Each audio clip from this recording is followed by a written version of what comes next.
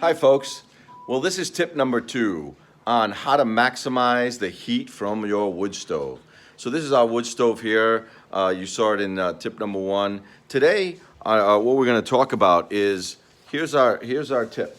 Tip number 2 is maximize ceiling fan flow. Maximize. How do you do that? Well, first, before we start, I just want to do a quick review from our first video that we talked about. And the tip here is to make sure you understand which way your airflow goes in your house, okay? And that's really important because that's a natural airflow that all homes have, all right? So if you haven't seen that, go back to tip number 1 and you'll see that. Now, with that though, we all have mechanical ways to move heat in our home, right? So here's a ceiling fan on our ceiling. That's around 25 feet up, okay? And it's kind of like a cathedral ceiling here. And there's actually 2 of them. You can see them both spinning there, okay? So what we're going to do, we're going to talk about how do we make sure that we maximize our ceiling fans. Well, this is really important because which way do we go? A lot of people get confused. Do you want the air to go down or do you want the air to go up? Do you want your fan to be on forward or reverse, right? So here's what I can tell you, and this is really simple.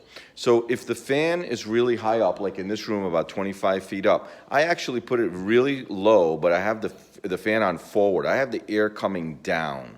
And the reason for that is because the hot air flows up naturally, and then what happens, the ceiling fan takes that hot air and actually pushes it down very lightly, so I don't feel any airflow here. That's the tip. You don't want to feel air hitting your head as you're sitting down, right? It's very uncomfortable. So the beautiful thing here is that the heat that's up above is actually slowly being pushed down, and it makes the hot air, even if you go on the second level here, it feels the same, the same kind of temperature. The ambient temperature is about the same down here and up above because of those ceiling fans pushing that hot air slowly down constantly. It creates a nice cycle.